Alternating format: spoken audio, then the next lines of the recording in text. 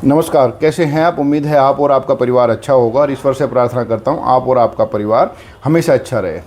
देखिए, अमित शाह और मोदी का जो आत्मविश्वास है ना, वो पश्चिम बंगाल चुनाव जीत के बाद जो है 7वें आसमान तो छोड़ो 9वें आसमान पे है। और इसी के चलते एक ऐसी बिसात बिछी है जिस बिसात में एक और राज्य बीजेपी के झोली में गिरने जा रहा है, वो भी बिना चुनाव लड़े। जी हाँ, बिल्कुल आप ठीक सुन रहे हैं, बिना चुनाव लड़े एक और राज्य में बीजेपी की सरकार बनने की संभावना बेहद ज़्यादा बच गई है।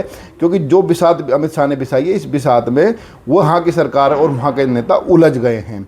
ये पूरी घटना अगर हम आपको मैं बताता हूँ, देख करके हैरान रह जाओगे कि वाकई में अमित शाह को आज के दौर का चाणक्य क्यों कहा जाता है। और जिसको प्रियंका गांधी ने भी कह दिया था कि भाई चाणक्य मुस्कुरा रहे हैं बैठ करके संसद में कि प्लानिंग सफल हो रही है। पश्चिम बंगाल में तो होगी, अब इस राज्य में होगी नहीं होगी आप भी बताइए। बाकी होने के चांसेस बहुत ज़्यादा हैं क्योंकि अमित शाह की बिसात में सब कुछ चीज़ इन्वॉल्व। बताऊंगा पूरा खेल क्या है। इससे पहले एक अनुरोध है, देखिए आप लोगों के सहयोग और आशीर्वाद से नए यूट्यूब चैनलों में आपका ये चैनल सबसे तेज़ी से बढ़ता हुआ चैनल बन गया है। तो जिन्होंने अब तक सब्सक्राइब नहीं किया वो सब्सक्राइब कर लीजिए, और जिन्होंने कर लिया उनका बहुत बहुत आभार। कर लीजिए, आपको खोया हुआ धन मिलेगा। नहीं करोगे तो अमित शाह के झंझट में आप फंस जाओगे। चलो खबर की बात करते हैं। देखिए, पश्चिम बंगाल जीतने के बाद अमित शाह और मोदी की नज़र उन राज्यों पे जहाँ एनडीए की सरकार नहीं है और जहाँ बन सकती है।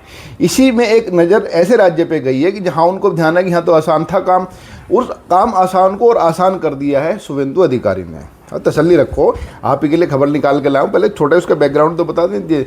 देखो, शुवेंदु अधिकारी ने बांग्लादेशी घुसपैठियों पर जो शक्ति की है, इस शक्ति के चलिए एक राज्य का दामाद गैंग फल फूल रहा है, और दामाद गैंग के फल फूलने से अमित शाह और उस राज्य की सरकार को नुकसान हो रहा है। अमित शाह ने गर्दन पकड़ ली है उस राज्य सरकार की दामाद गैंग के चलते। अब ये दामाद गैंग क्या, मैं आपको बताता हूँ। देखिए, पश्चिम बंगाल में शुवेंदु अधिकारी ने घुसपैठियों को मारना पीटना शुरू कर दिया है। तो वो घुसपैठिया भाग करके कहाँ जा रहे हैं, वे जा रहे हैं घुसपैठिया भाग करके जो है झारखंड में। वैसे झारखंड जो है ना, पश्चिम बंगाल की जो सीमा है झारखंड की, पश्चिम बंगाल उसे बांग्लादेश से नहीं लगती, लेकिन उसके दो जिले हैं, साहिबगंज और पाकुड़ जिले, जो 50 किलोमीटर दूरी है बांग्लादेश से। तो पश्चिम बंगाल के जरिए नदी नालों में तैर के वहाँ पे लोग आ जाते हैं झारखंड में। और झारखंड में चलता है एक जो है ना दामाद गैंग करता है लैंड जिहाद। अब ये दामाद गैंग क्या है, देखिए, बांग्लादेशी जो वहाँ पे आते हैं, वहाँ के गरीब आदिवासी लड़कियों को फंसाते हैं, जो बेहद गरीब हैं बेचारे, उनको फंसाते हैं, उनको पैसे का लालच दिखाते हैं, उनका काम धंधा जमवाते हैं और उनसे शादी कर लेते हैं। क्योंकि आदिवासी क्षेत्रों में यह कानून होता है कि गैर आदिवासी लोग जो है ना वहाँ ज़मीन खरीद सकते हैं, ना कोई और काम कर सकते। तो उन लड़कियों से, जो गरीब आदिवासी लड़कियों से शादी करके वहाँ धड़ाधड़ मस्जिदें बनती जा रही हैं और ज़मीन पर कब्जा करते जा रहे हैं, जो कि लैंड जिहाद है एक तरह से। 2024 के चुनाव में लैंड जिहाद का मुद्दा उठा भी था और उसका नुकसान सरकार को हुआ भी है। जो वहाँ सरकार चल रही है वहाँ पे झारखंड मुक्ति मोर्चा की, अभी जेएमएम की, कांग्रेस के सहयोग से, वही राहुल गांधी के सहयोग से। मतलब वहाँ पे 81 विधायकों की विधानसभा है झारखंड में, और जो है जेएमएम के वहाँ 34 है और कांग्रेस के हैं वहाँ 16। तो उन्होंने मिलकर के सरकार वहाँ पे चलाई हुई है। तो अमित शाह ने जो बिसात बिछाई है, ये बिछाई है कि पश्चिम बंगाल से जो घुसपैठिए वहाँ भाग करके आ रहे हैं, उनके चलते हेमंत सोरेन के लिए मुश्किल खड़ी हो गई है कि वहाँ के जो आदिवासी लोग हैं वो सरकार से मांग कर रहे हैं कि इनके खिलाफ कार्रवाई करो। लेकिन क्योंकि मुस्लिम वोट बैंक है, तो मुस्लिम वोट बैंक के खिलाफ जो है काम राहुल गांधी और कांग्रेस नहीं करने दे रही, तो जेएमएम जो है ना फंस गई है, हेमंत सोरेन फंस गए हैं। और जो फंसने में एक जानकारी बीच में और मैं आपको दे देता हूँ, एक अच्छी खबर है। देखिए, पुलवामा हमले का जो मास्टरमाइंड है हमजा बुरहान को पाकिस्तान में अज्ञात बंदूकधारियों ने टपका दिया है। वो जो है ना ज़मीन के 6 नीचे चला गया। वो कहीं उसमें कब्रिस्तान में क्या गड़ेगा, उसको हूर मिलेंगे, सुअर मिलेंगे, क्या मिलेंगे वो जाने, लेकिन वो टपका दिया है अज्ञात बंदूकधारियों ने पाकिस्तान में। धुरंधर पिक्चर याद आ गई ना।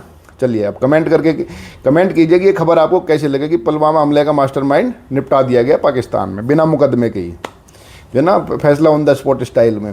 खैर, अब बात करते हैं जो दामाद गैंग और जो मुस्लिम घुसपैठिए वहाँ पे बढ़ रहे हैं बांग्लादेश के, उनके चलते स्थानीय लोगों में भारी नाराज़गी है।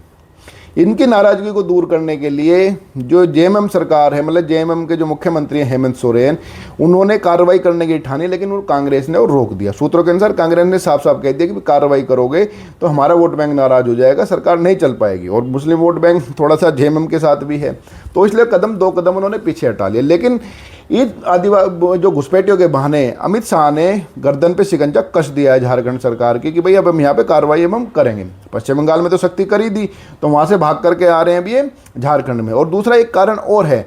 देखिए, मामला तो जो कहते हैं अमित शाह के बारे में तो कहा जाता है कि भाई ये जो कहता कि उड़ती चिड़िया के पर पहचान लेते हैं, हेमंत सोरेन के सामने मामला एक और फंसा हुआ है। हेमंत सोरेन को एक बार ईडी ने जमा कर लिया था मतलब गिरफ्तार कर लिया था। उनके ऊपर भी जमीन घोटाले के आरोप हैं। जो फिलहाल मुख्यमंत्री हैं झारखंड के, वो गिरफ्तार किए गए थे 2024 में, चुनाव से ठीक पहले, विधानसभा चुनाव से पहले।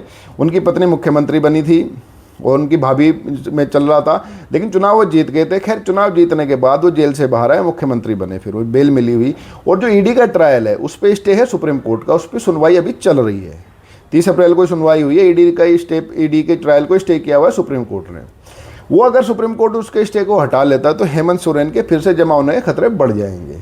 अभी 3.5 साल चुनाव को है, तो कोई भी नेता ये नहीं चाहेगा कि भाई 3.5 साल कहाँ तो मुख्यमंत्री बन के मौज मार, कहाँ नहीं तो ये ईडी के धक्के खाएगा जेलों के।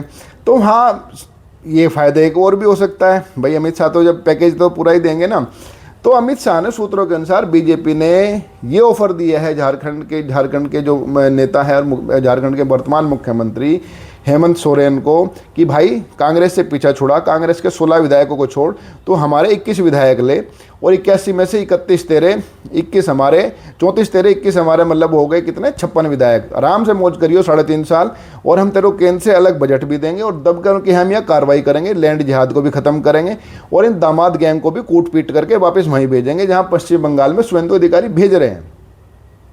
और ये ऑफर देने के बाद दूसरा ऑफर एक और दिया गया है झारखंड के मुख्यमंत्री को कि दूसरा ऑफर, एक तो ऑफर ये है कि भाई तो हमारे साथ आ, सरकार बना, हमें कार्रवाई करने देने। दूसरा ऑफर ये है कि भाई हम सख्ती करेंगे केंद्रीय बलों के जरिए यहाँ पे हम, और उससे फिर तुम्हें भी दिक्कत होएगी। दूसरा ऑफर तो थोड़ा मुश्किल है भाई, कोई भी नहीं चाहेगा कि बैठी बैठी दुकान में ताला लग जाए लेकिन पहले ऑफर को मानने के चांसेस बेहद ज़्यादा। सूत्रों के अनुसार जो हेमंत सोरेन ने इस संबंध में अमित शाह से बातचीत की है, खुलेआम तो देखो बात इससे हुआ नहीं करती, बातचीत की है।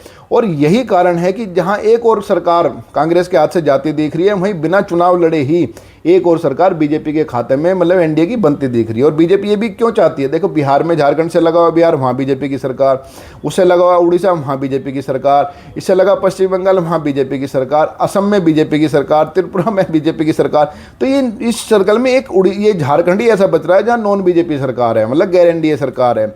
तो अमित शाह और मोदी ने पूरी बिसात बिछा दी है कि यहाँ पे भी जो है ना गैर एनडीए को हटा करके एनडीए की सरकार बनवाई जाए, और ना बनी जाए तो दामाद गैंग के बहाने जो है ना इसको जो है ना निपटा दिया जाए। तो राजनेता अपने सुख को त्याग नहीं सकते, तो पूरी संभावना है कि जो है ना अमित शाह की बिछी हुई बिसात में जो ये हेमंत सोरेन हैं ये आएंगे और वहाँ पर भी सरकार बनेगी एनडीए की और कांग्रेस जाएगी सत्ता से बाहर।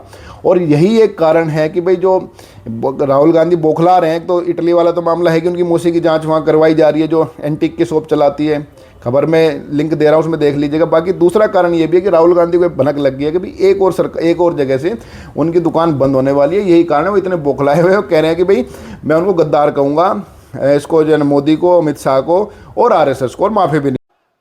आरएसएस के लोग सुन लो, आपने कहा कि मुझे माफी मांगनी चाहिए, मैं कभी माफी नहीं मांगूंगा, फिर बोलूंगा। अमित शाह और नरेंद्र मोदी गद्दार हैं क्योंकि उन्होंने कॉन्स्टिट्यूशन पर आक्रमण किया है। सुन लो अच्छी तरह, मैं तुम लोगों। Prime Minister Modi brought us a gift, a very, very good toffee. Mallory. से नहीं डरता हूं। पाकिस्तान वो जब हम बाहर जाते नहीं मांगूंगा। तो खैर आप ये बताइएगा कमेंट करके कि भाई जो अमित शाह की जो बिछी हुई बिसात है, क्या आपको लगता है कि अमित शाह इसमें कामयाब हो जाएंगे और ये एक और राज्य में एनडीए की सरकार वो भी बिना चुनाव के बनवाने में सफल हो जाएंगे? आपके कमेंट का इंतजार रहेगा। आपने वीडियो देखी, आपका बहुत बहुत धन्यवाद, और सब्सक्राइब कर लीजिए, खोया हुआ धन मिलेगा, नहीं करोगे तो अमित शाह आएंगे। आपका बहुत बहुत धन्यवाद। नेक्स्ट अपडेट के साथ जल्द मिलते हैं, धन्यवाद।